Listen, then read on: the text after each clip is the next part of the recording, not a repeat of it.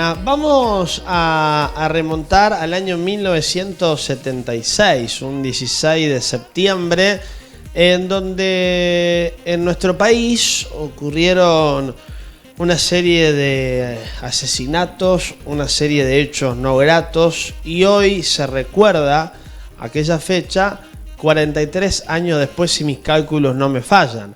Aquí nos acompaña Elvio Toscano en la mañana de 20. Elvio, bienvenido, muy buenos días, ¿cómo va? Muy buenos días, gracias por invitarnos.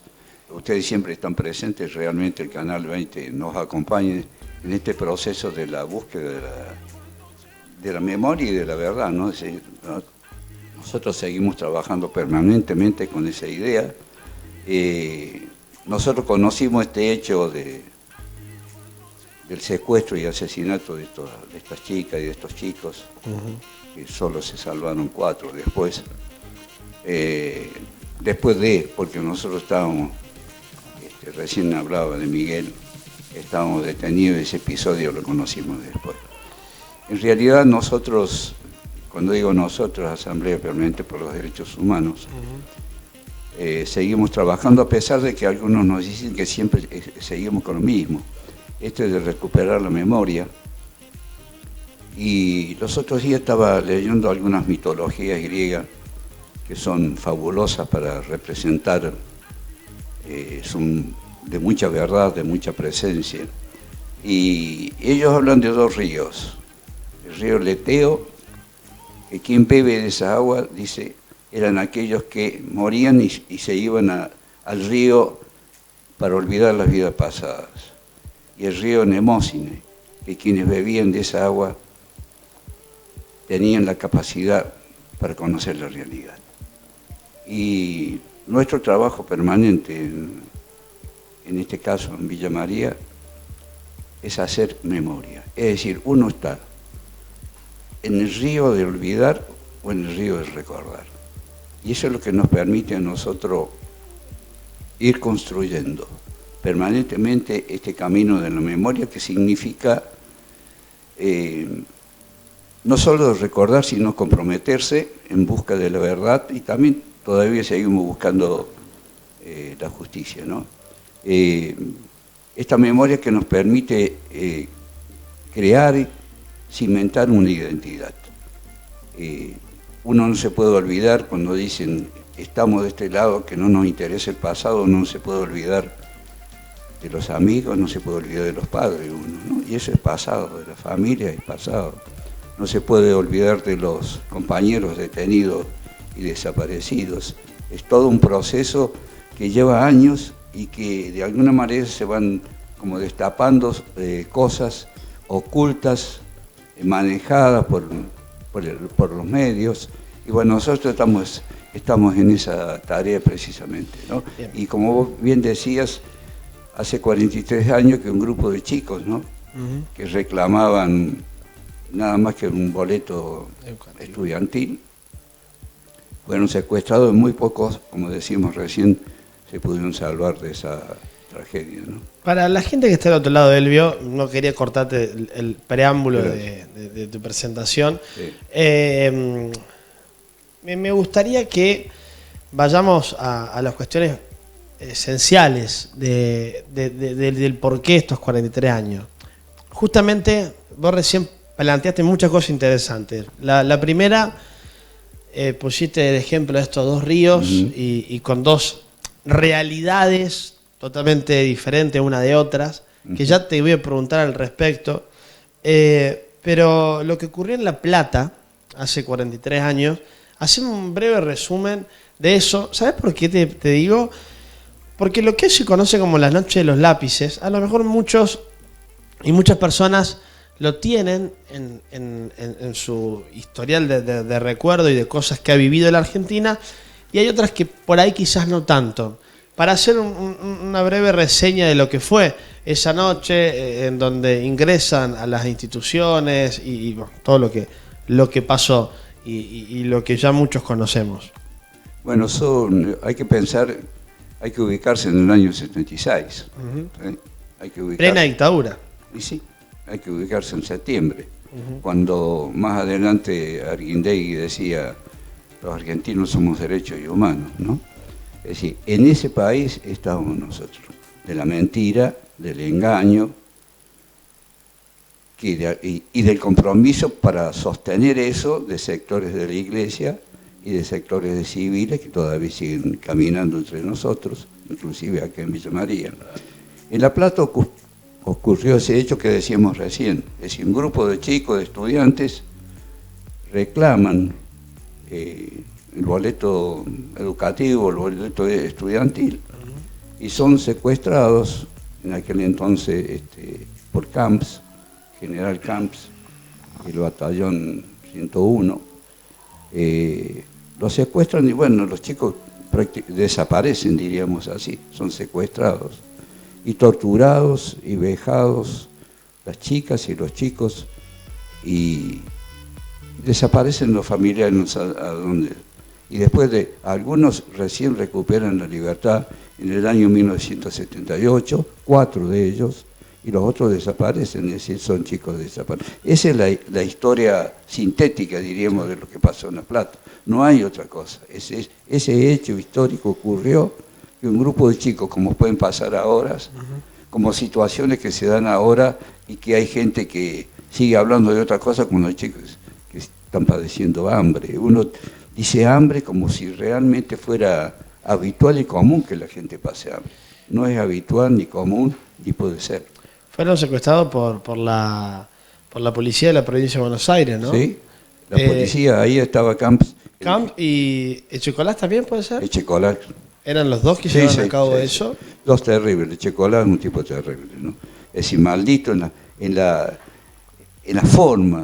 forma de torturar, ¿no? Es decir, eran perfectos en la forma y en lo clásico para hacer sufrir a la gente, ¿no? Fue un paradigma, yo diría, de toda la dictadura.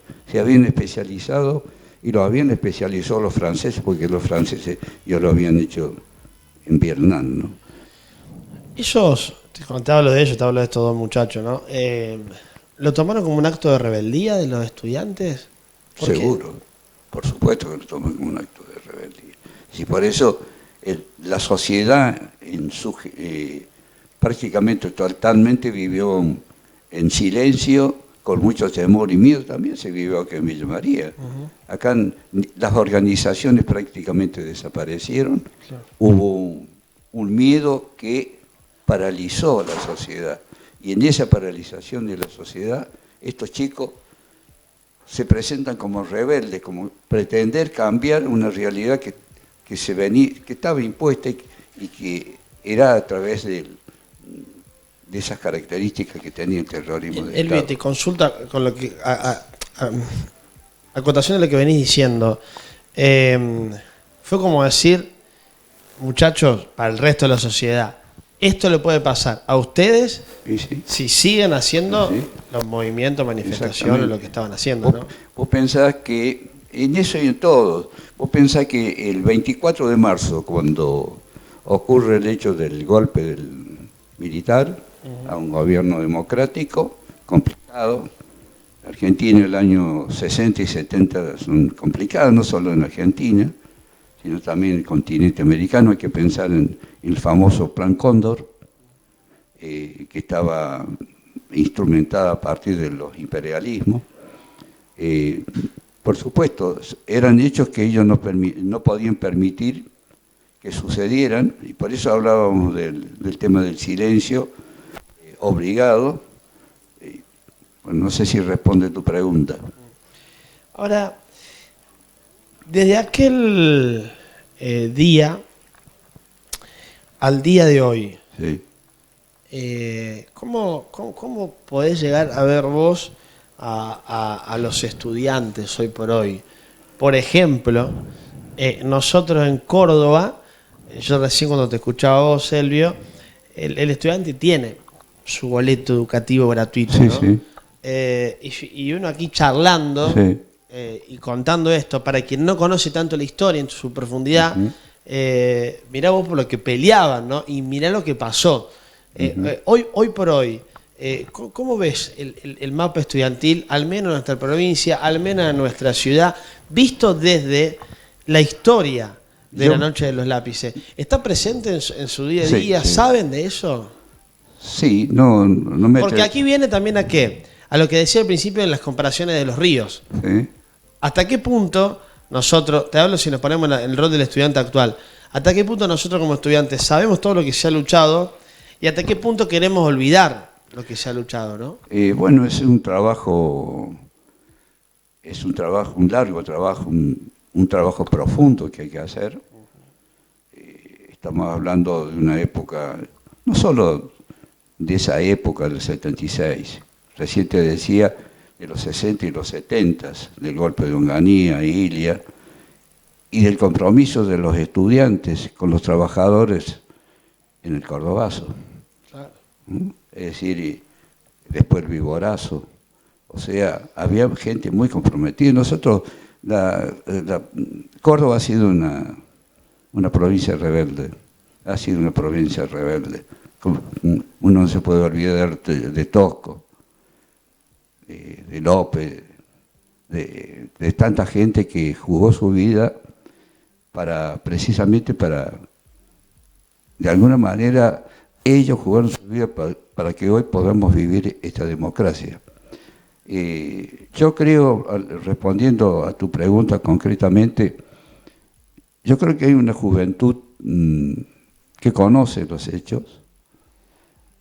Yo creo que, por ejemplo, en el caso nuestro de la ciudad, con la universidad, hay un acercamiento y hay muchos chicos comprometidos. A lo mejor no se ven, y que en este momento están trabajando en los barrios y ayudando en los centros vecinales a poder recuperar y salir de esta ciudad. Es una situación muy crítica la que se vive, ¿no? No solo por los números, sino porque nosotros trabajamos en los barrios, vemos la realidad que vive la gente, ¿no?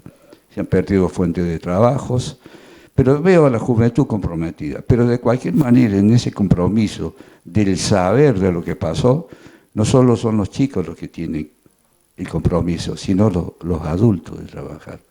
Es decir, las escuelas, está el Día de la Memoria, ¿no es cierto? Está el Día de la Noche de los Lápices, pero es el trabajo del docente, de permitirse el docente trabajar con los chicos y permitirse hacerles conocer lo que pasó. Por eso decía yo de la memoria, es decir, de la memoria hablaba del olvido o el de recordar, y hablaba de la identidad, porque ese recordar es el que nos permite ir configurando y creando la identidad personal, la identidad local y la identidad nacional. Es una construcción de identidad. No se juntan un grupo de gente y dicen nosotros somos, no. Todos tenemos que construir ese todo. Te saco un ratito de esto y te llevo a lo que fue Malvinas en nuestro país en la actualidad, porque sé que también soy una persona que lo vive muy de cerca. También estamos construyendo nuestra identidad después de lo que fue la guerra de Malvinas. Ya te pregunto esto como sociedad. Mira, Malvinas y otros hechos que han ido ocurriendo, la construcción es una construcción comprometida de todos, lo decía hace un momento. Y en esa búsqueda de identidad hay confrontaciones. Nosotros creemos que después de la democracia íbamos a ir fortaleciendo un Estado democrático. Y a veces cambiamos el Estado democrático por el mercado. ¿Sí? Yo digo, con todas las letras, que hoy, en lugar de un Estado, tenemos un mercado.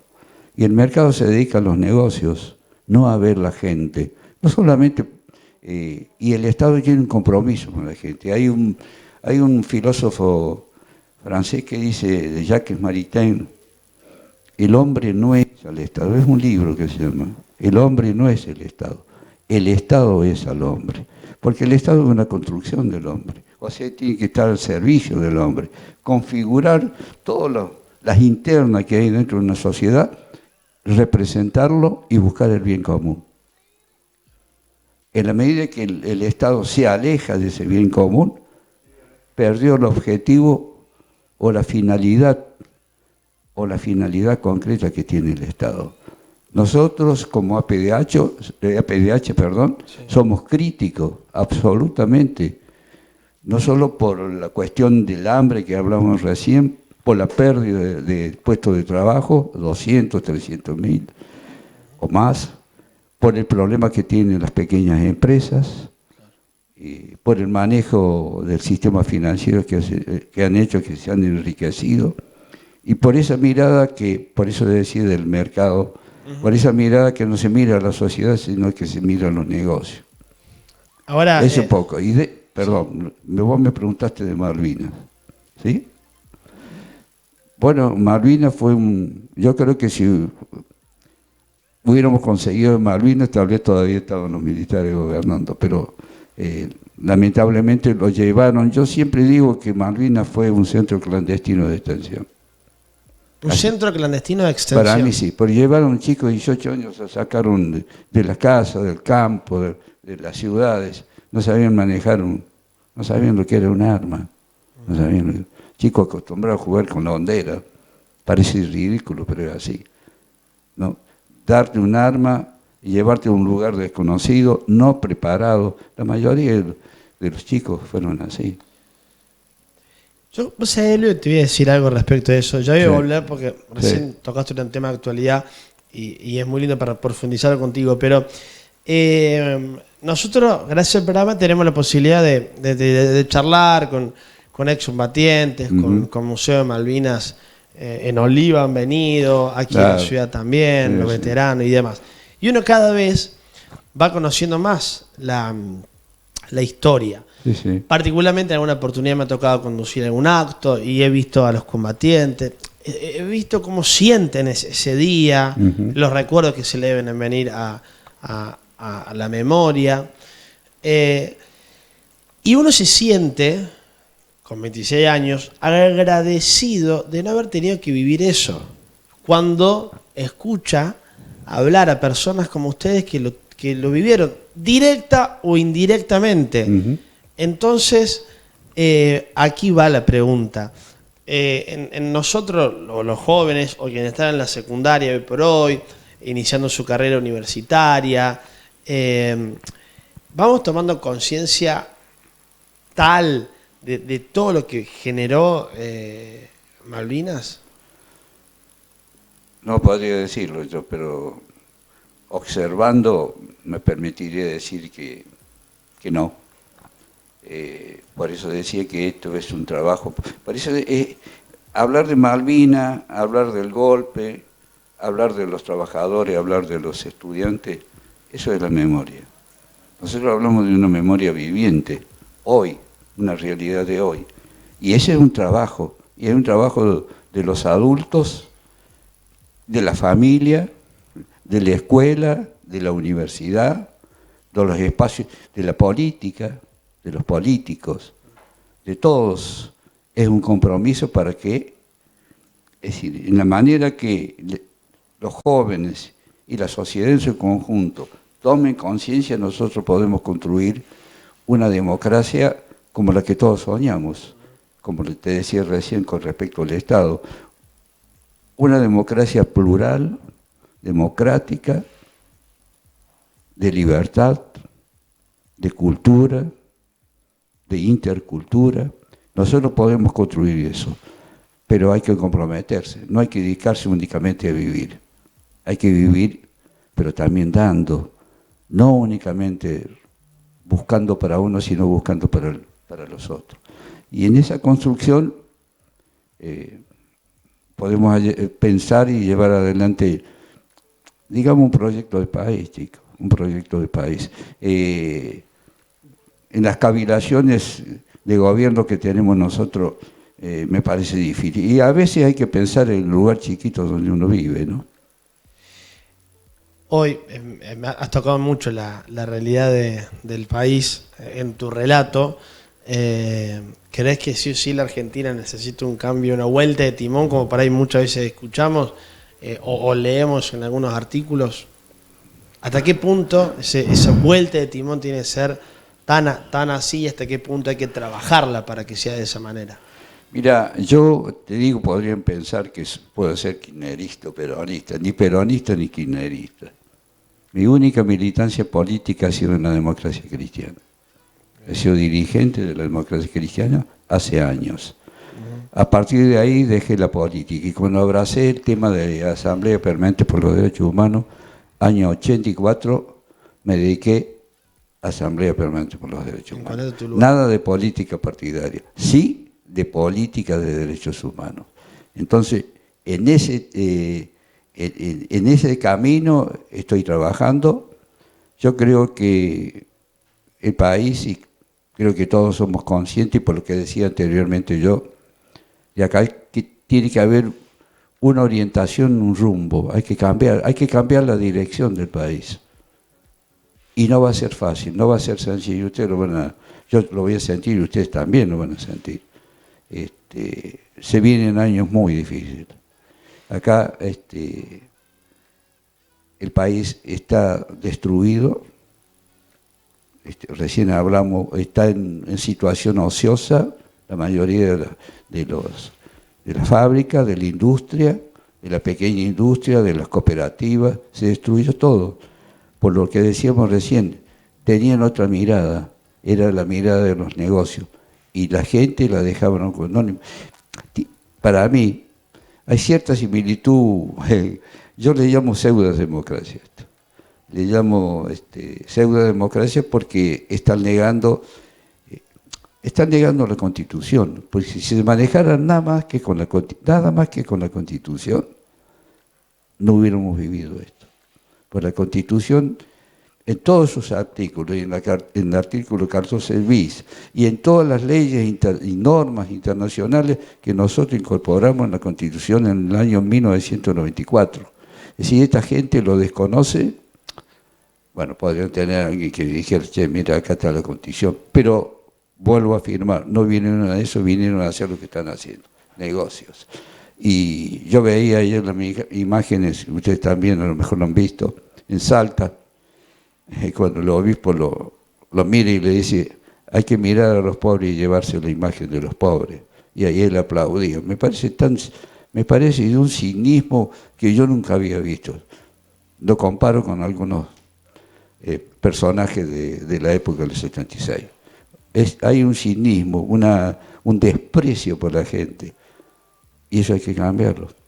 Y el compromiso es de todos, de ustedes que son jóvenes, de yo que ya dejé de ser joven, que estoy en el camino, ya bastante avanzado, pero bueno, con un compromiso, el compromiso lo sigo manteniendo y seguiré trabajando por eso, no hay otra forma. Y yo creo que los chicos se tienen que comprometer, pero es la escuela, la familia, lo que les tienen que enseñar a ustedes a conocer la realidad, no en esta fecha únicamente. La vida es todos los días, en cada momento, no el 24, el 16, el 31, el día del maestro, el día del profesor, el día del estudiante. Son fechas, son efemérides, pero la vida es todos los días y la construcción es todos los días. Elio, qué placer que escucharte. Déjame que charlemos un poquito más, como si estuviese tomando un mate, porque yo escucho a gente, como recién vos decías, con tu vasta edad, o con tus vivencias, o ya dejaron de ser jóvenes, y en algún relato encuentro una línea en común. Los relatos van y hay una línea que va en común. Y muchas veces yo esto ya lo viví. Yo esto, a la situación te hablo del país, para situarme. Sí. Yo esto ya lo viví. Esto ya pasó. Siempre fue así. Siempre estuvimos así, mejoramos un poco, volvimos a bajar. Esto ya pasó, ahora vienen tiempos difíciles. ¿Crees que están así esto? Yo esto ya lo viví. ¿Y por qué en todo caso sí? Ya lo vivió la Argentina. ¿Por qué volvemos a caer? Porque no terminamos de aprender, es lo que decía anteriormente, yo pretendía expresar eso. No terminamos de aprender y no terminamos de comprometernos. Yo, para hacer más concreto y simple la cosa, yo tengo un trabajo, tengo una buena remuneración, vivo bien, tengo mi auto, como todos los días, puedo viajar, tomarme algunas vacaciones, y el que está al lado no me importa. Es decir, hemos perdido la forma primero de mirarnos a nosotros hacia adentro. Yo creo que cada uno tiene que aprender a mirarse. Y en la manera que uno se mire hacia adentro puede mirar al otro. Es decir, la necesidad de comprometerse, eso lo dice Paulo Freire, ¿no? De comprometerse con otro. Es decir, de tener una educación que genere dudas, que genere crítica, que genere que el estudiante no mire al maestro como una persona que le ayude a pensar y a construir y a tomar conciencia. Yo no creo que todos los gobiernos hayan sido iguales. Lo que sí digo que hasta el 76 ha habido más gobierno de facto que gobierno democrático. Es decir, es la primera vez que nosotros tenemos prácticamente, ¿cuánto? 30 y pico de años, 35 años de democracia. Es decir, y bueno, esta construcción no es tan sencilla. Ahora, en todos los países del mundo pasan estas cosas. No, imagínense ustedes a Trump en Estados Unidos, por ejemplo. Y en otros países también, y no vamos a hablar de los sectores empobrecidos, que ustedes habrán visto imágenes de lo que pasa. En el mundo hay hambre, en el mundo falta el agua, en el mundo falta el alimento, en el mundo falta la atención sanitaria mínima de la gente. Se mueren chicos. Es decir, nosotros nunca vivimos esa experiencia tan...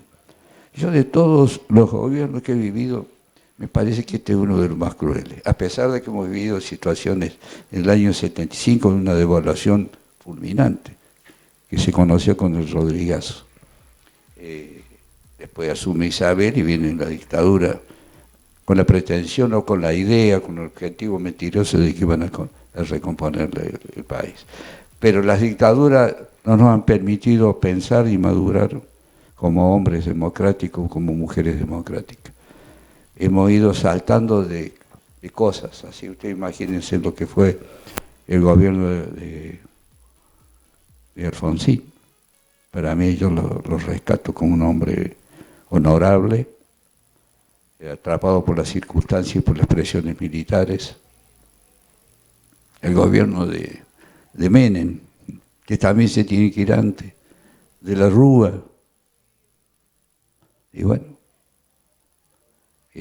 después viene el gobierno que nosotros conocemos, el gobierno anterior, como dicen, del kirchnerismo, y en esos 10 o 12 años que estuvieron gobernando.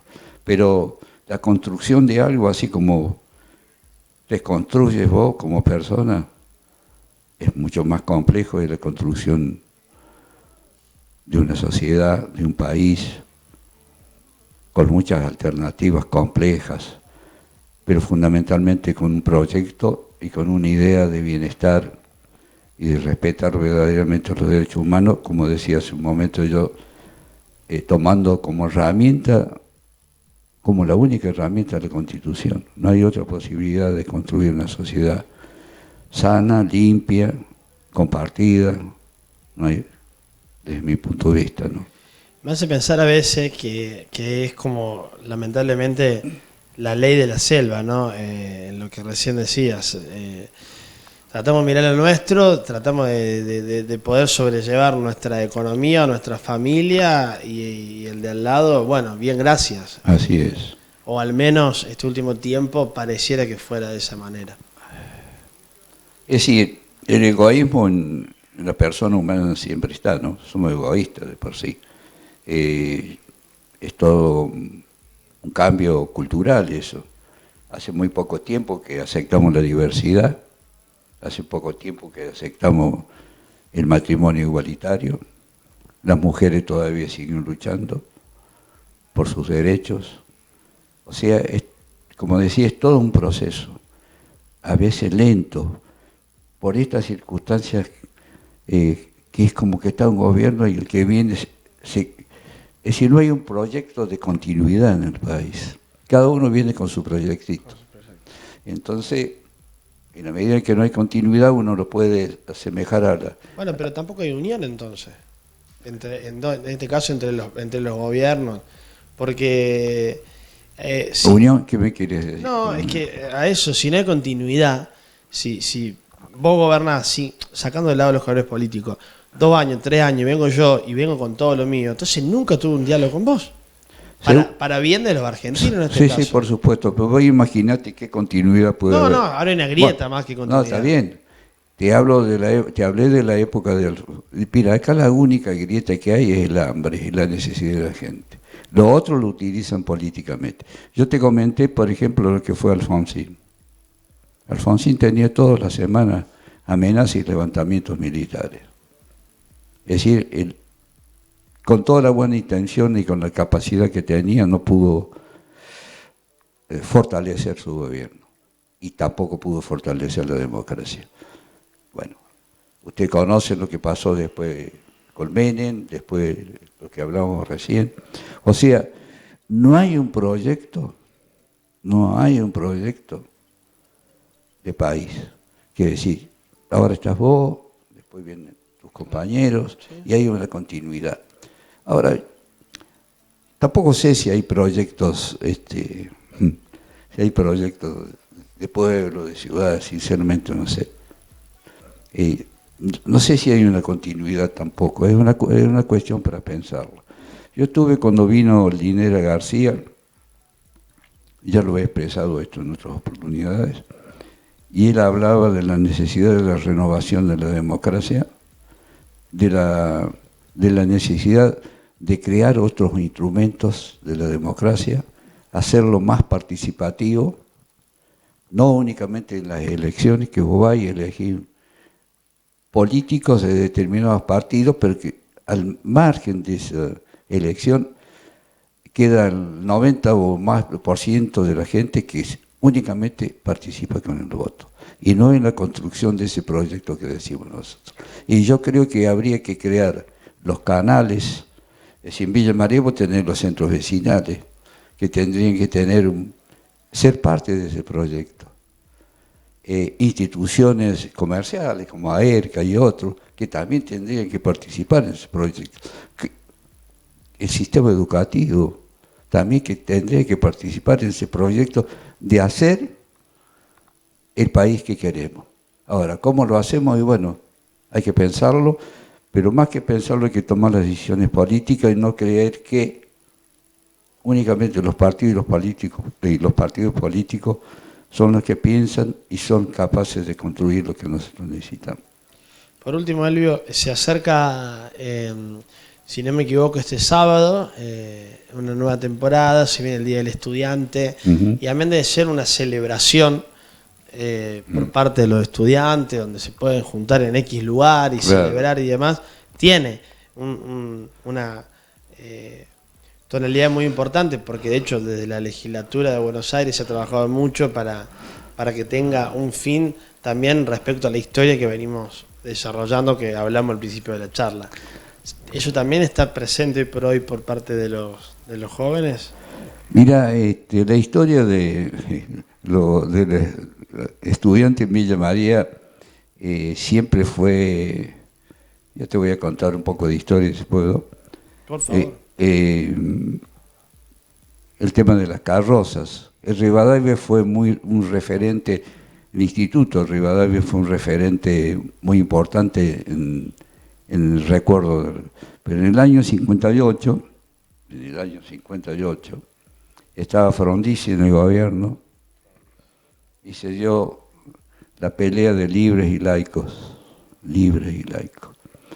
Y bueno, hubo todos unos episodios que algún día los podemos conversar. Episodios interesantes, muy interesantes, y para tenerlos en cuenta. Nosotros, a partir de ese hecho, vinimos trabajando, nosotros creamos una comisión intercentro estudiantil en aquella época. Y nos organizamos en el Colegio de los Franciscanos, nos reuníamos y por única vez íbamos a hacer no solo las carrozas de Rivadavia, sino las carrozas de todos los colegios.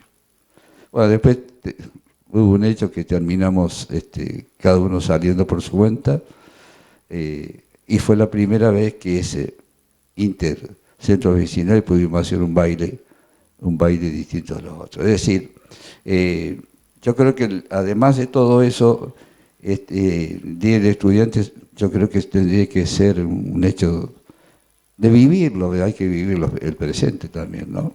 Uno tiene que vivir con esperanza, con mucha esperanza, con optimismo, con alegría, es decir, no tenemos por qué ser amargados, ¿no? Pero también yo creo que es un día para recordar y para encontrarnos, ¿no? Elvio, ¿te gusta escribir? Sí, el escribir es un... No, yo no soy escritor, me he puesto a escribir porque... Por eso te pregunté si te gustaba escribir, ¿no? Sí, sí, me gusta escribir. ¿Te gusta escribir? Sí, sí. Tenés, aquí estamos viendo un libro en honor a la verdad. Sí. Para quienes no han tenido la oportunidad de poder interiorizarlo, contame un poco de qué se trata y por qué, cuando nos cuenten. Bueno, en honor a la verdad y Héroes de Malvinas. Es un libro que escribí en la época que de alguna manera quiere reflejar el 76 y el 83 en la ciudad de Villa María. Bien. Y el prólogo lo escribió una compañera Vilma Perracchioni, que trabajaba en el diario, hacía la parte de agro. Y ella me había empezado a corregir, escribió el prólogo, después falleció porque se enfermó de una enfermedad, leucemia muy grave, no lo pude ver el libro. Y yo estaba buscando qué nombre ponerle y un amigo me dice, ahí tenés el nombre del libro, en honor a la verdad. Refleja la dictadura en Villa María.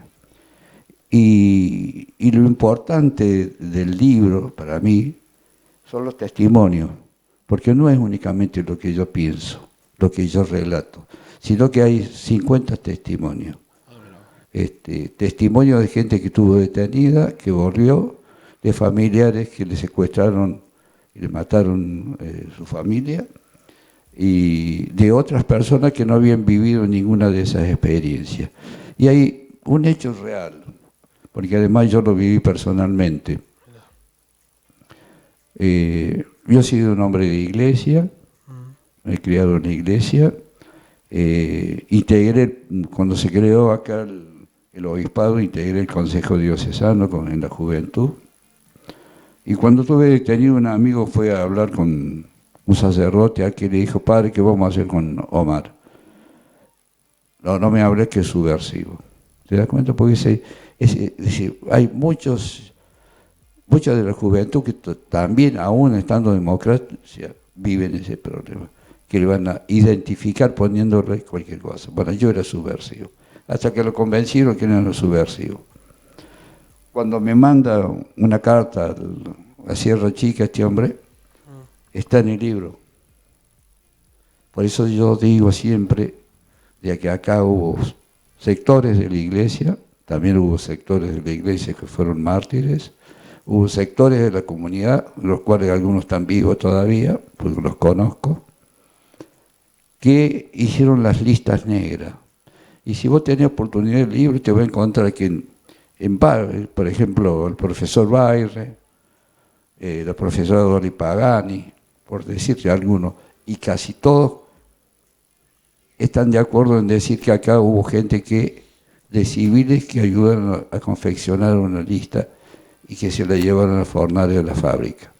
Y yo puedo testimoniar muy fuerte con eso, porque cuando este cura me manda esa carta, a buscarla porque es muy interesante, él me dice, y aquellos que te pusieron frases en el aula, alguien se los dijo. Entonces, bueno, eso es un poco este libro, ¿no? Habla, por supuesto, de lo que fue la dictadura, pero lo más importante son los testimonios. Mira, te voy a hacer una invitación en vivo, porque sé que tenés otros libros. Sí. Cuando quieras, una mañana, bueno, te venís con los libros aquí. Bueno. Y va a ser amplio, Pero lo interiorizamos un poquito. Lo charlamos, ¿Eh? Y ahora estoy trabajando sobre la historia del movimiento obrero en Villa María. Mirá vos. Una locura. Una locura la historia. No, una locura pensar hacer una cosa como esa. También no tengo. No, la historia también, por supuesto. Sí. Vos pensás que en época de la dictadura las instituciones desaparecieron acá.